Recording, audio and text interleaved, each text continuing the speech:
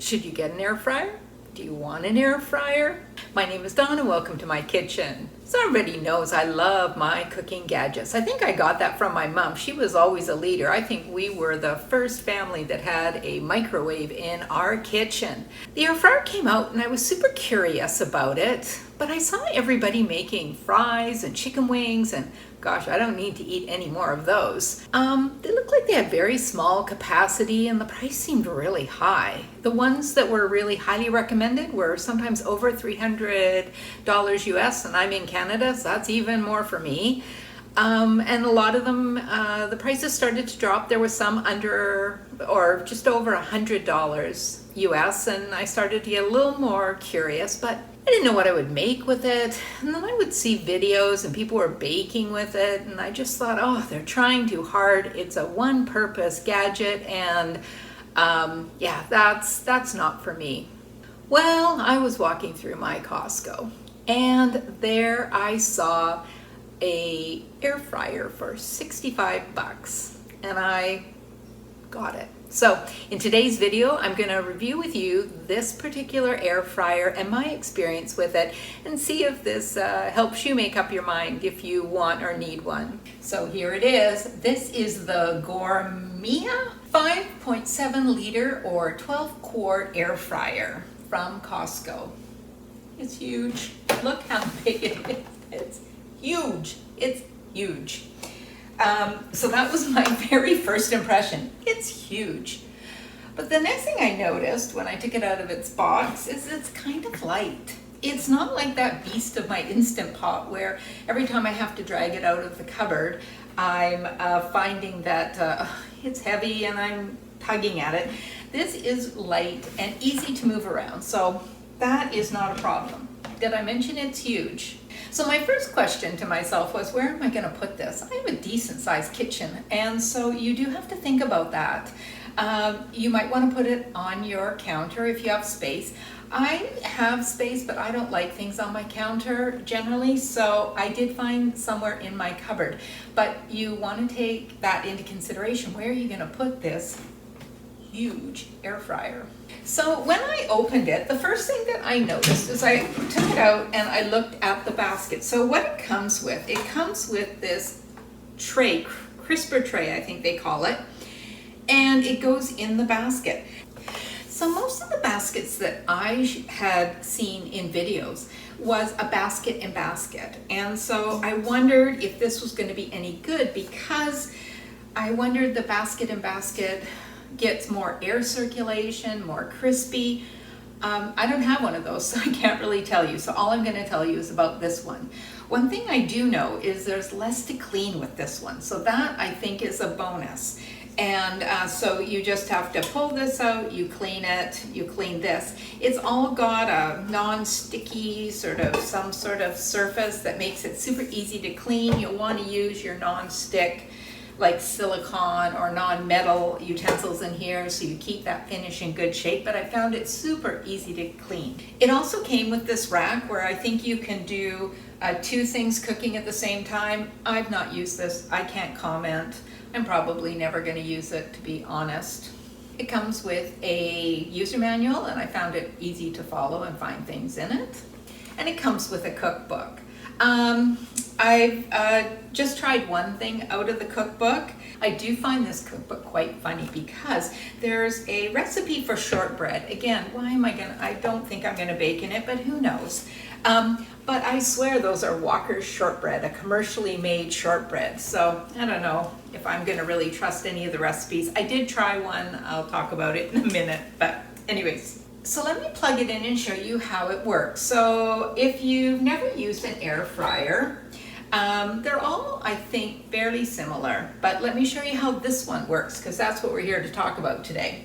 So there's a power button to turn it on, and as you can see in the display, and I'll move this closer for you, but what we have here is we have buttons for all sorts of different things to do, like air fry fries, bacon, and each one of them have a slightly different cooking. Sometimes there's reminders, sometimes there's preheat, they're different temperatures, but in general, almost everything cooks at 200 degrees Celsius or 400 degrees Fahrenheit. So what you basically do is pick your mode. So let's say we're doing fries. We press the fries button. It shows us our temperature, 200 degrees Celsius, and then it gives us our time, and it gives us its standard time it thinks it's going to take. It also flashes, says use the preheat mode, because some things you don't have to preheat. This one it says preheat. And it also has something called turn. I call that the shake, but they say turn. And then all you do is say start, that you're ready to go, and it goes into a preheat mode. It's not very loud. I like that a lot. It's not loud and noisy. I can still talk. I'm still talking the same way I was. And it will preheat. In a few minutes, it is going to beep to say that it's ready for your food. And then you open your basket, and then you put your food in, and then you push it back in. And this is one thing I found. It is, you have to make sure you push it all the way in. And also to take it out, you'll notice I use my thumb to pull it out. I think some of the fancier models have this a little bit better, but again, I've learned how to do it. I don't even think about it anymore. But when you're putting it in, you have to make sure that it's fully in and that it will start, because otherwise it's not going to start, and also it's not going to cook. So if I had food in here, it would tell me to turn, or I could just open it at any time and have a look. What's great is, and they say to be careful because it can be hot, but there is I'm touching it, it's heating up, it's going to heat up very quickly. It doesn't get super hot. So I find that from a safety point of view, I feel a lot better about it. I'm not going to scald myself. And I can quickly look at anything that's cooking and put it back in. Just going to move this back a little bit. And at any time you can adjust anything, and we could turn it off. And then it has a very short cool down cycle. And I just unplug it and stop it. So that's the basic operation, and honestly that's kind of how it all works. There's a whole bunch of other features here. It has like a bake, roast, dehydrate, broil, reheat, keep warm. I haven't tried any of those. I don't think, honestly, I'll be trying any of those. Prove me wrong, but for now, not trying any of those, so can't really comment. I'm just here for the air frying is what I'm all about for today. Oh, one thing I didn't mention is you'll want to have this on a heat-resistant surface. I have granite countertops, so it's fine to do it, but if you have something that can't withstand the heat, you would want to put it on maybe a wooden cutting board or some other heat-resistant material. So now for the real questions. What have I actually tried making? So of course, the very first thing that I put in it was fries and tater tots. And of course, they heated up just perfectly fine. But that isn't going to be the main thing that I'm going to buy this for, or I did buy it for. So what else have I done? I have a recipe for buffalo chicken strips, and I used it, I converted it, and I put it in the air fryer. And one of the nice things is when it was halfway done or third done, I just opened it and I just gave it a shake. So I did not have to turn around every single piece. And you can do it a few times, and because the air is circulating, you're not worried about it. When you're cooking it in a pan, you're trying to get the surface to touch for every one of them. So I found that worked out much better. I also found that there was less oil, because any excess oil will drip below that crisper tray into the bottom, so you don't even have it sitting in oil, and I quite like that. I think it turned out really good. I thought the end result was the same, but it was easier to use and less messy to clean up, and I didn't have to worry about oil splattering as I cooked the chicken strips on my stovetop. So I tried fish, I tried salmon, and I cooked a couple of pieces of fish, and just using what I would do in the oven, except I put it in here, and it was faster and turned out terrific. So I would highly recommend cooking fish We did sole, same thing. I used an existing recipe. I just put the 4 fillets of sole in there. I cooked them up. It was great. So this is a good size. You can get a lot in, and I've got some pictures so you can see how much it holds.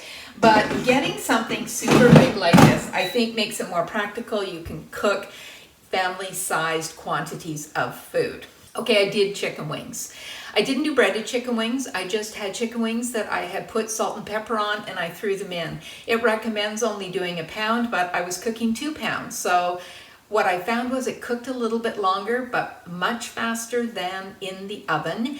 And all I kept doing was about every 10 minutes, I just give them a shake so they moved around and different parts got access to all the air frying technology, and they turned out really good. So that is good. And I mean, we do eat some chicken wings, but it was much faster. I didn't have to put my oven on. It also uses a lot less energy than your traditional oven. So that's a great tip as well. I tried shrimp. And again, I followed a traditional shrimp recipe where I'd cook them in a pan, and instead I put them in the air fryer. They cooked quicker. Shrimp cook quick anyways, but I just found that I didn't have to turn all the individual shrimp because the air is circulating all around, and they say you don't even have to shake it, but I couldn't help myself. Halfway through I opened it and gave it a little shake. But they turned out great, and I highly recommend it. It cooks quick, so you have to be careful that you don't overcook. But once you get used to it, that'll just all come. So we eat a lot of vegetables, and I have found I've only found one vegetable I've really liked cooking in our air fryer, and that's asparagus, and it turned out fantastic. Just cooked in a couple of minutes, and it was crispy but still soft and succulent, like we love our asparagus in the stalks. So that was a really good way, and I just treated it like I would if I was roasting it in the oven. I used olive oil, salt and pepper, and it came out in just a few minutes as opposed to about 20 that I would do in my regular conventional oven. So I really like that, and again, less mess. I have tried carrots, big fail. Dried out. Same thing with broccoli. I don't know. I think the air frying dries them out too much, so I do not know what the solution is for that. I'm still experimenting. I'm still a new user of this, so I'm no expert, but that's been disappointing. Okay, our big surprise is roasting nuts. Now, we don't do this every day, but when we go to roast nuts, we have to remember not to burn them. If you do them in the pan, they get only roasted on a little side, the side they're on, and so sometimes you get unroasted and burnt and all these other things. If you do them in the oven, it's better, but you have to keep a real eye on them. In our air fryer, we did them, and what we did was we put down some parchment because there's holes that are bigger. So I'll put up a picture where we did some hazelnuts. And I put parchment down, and the reason I put the parchment down is because the holes, I didn't want any to fall through. And you can actually buy parchment for your air fryer that's got some holes in it. But I just took a piece of parchment from my roll and fit it and put it in here. Oh my, were those not the best roasted nuts? No oil, no salt, just natural. That is fantastic. So I know it's not a reason to buy an air fryer, but it's a great bonus that we never even imagined was coming with our air fryer, and we love it. I did try using my own potatoes to make kind of like an oven fry, and I thought they dried out too much. I did not like them. I'm sure there's different recipes that will work out better, but no, I would not do those. I would do those in the regular oven if I was really going to do it. Okay, so I tried a cake. I tried one of the recipes in the book. They have this polenta olive oil cake. So I thought that looks good. That sounds good. One thing that I did not know is if you're going to bake, I had a pan that would fit inside. So I have about a 7 or an 8-inch pan. It will fit in here. But the problem was the batter was, you preheat this, and then how do I drop the pan in without the batter splattering everywhere? Well, apparently there are pans with handles designed for this. So if you want to do that, you need to get one. Anyways, I put my pan in here and with a sling and then cooked it. and it started to burn on the center and be not cooked. So it suggested that you wrap it with tinfoil. Well, my mistake was I didn't wrap it tightly. You have to wrap it tightly because otherwise the air circulation in the air fryer, it flies all up and actually could have damaged the machine. So thank goodness that didn't happen. Anyways, you'll see from my picture, the outside cooked, the inside did not.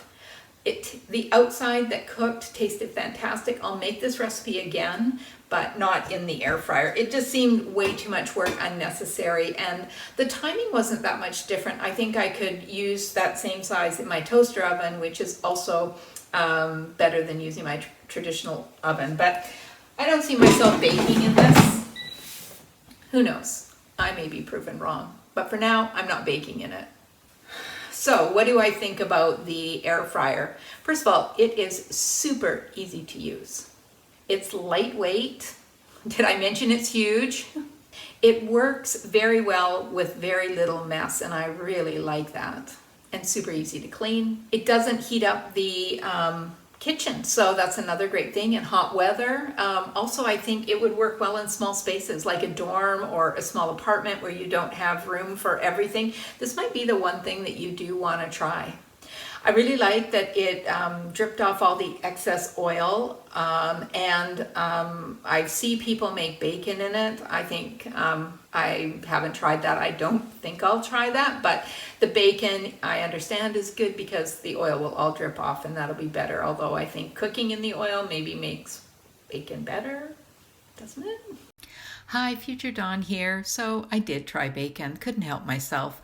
I cooked about 5 pieces per round. It took about 11 or 12 minutes at 200 degrees Celsius, and it turned out really well. So you can cook it how you like it. And yeah, and cleanup was easy. I just threw the crisper tray in the dishwasher and it came out perfectly clean. So yeah, it's good. I can really see the appeal for it, and I'm really glad I bought it. One, the price point was super good, so I think that made a big difference in my decision to get this, and I have somewhere to keep it. Honestly, if you kept it out, I think you would use it all the time. And I have sort of gotten to the point where I'm using it for one part of my meal every meal. I sure wished it did veggies better. I need to do more work on this, and if you have ideas, suggestions, experience, and want to give me some notes down below in the comments, please do. I'm anxious to find out how to make veggies good. You do have to be very careful about overcooking. So it cooks so fast, you really have to keep an eye on it. And that just comes with experience of using a new tool like this, but that is something to know so you don't completely ruin your dinner or put yourself off an air fryer, which I think I'm sort of leaning into the very positive on it. You know, it doesn't do anything another part of your tool in your kitchen can do. So it doesn't do anything fancy, but it is all the things I've just mentioned, and I think that does make it, for someone who's interested in it, a good investment. So if you have the money, I say give it a try and go for it. Let me know if you have any questions or comments. Thanks for watching. Until next time, keep cooking.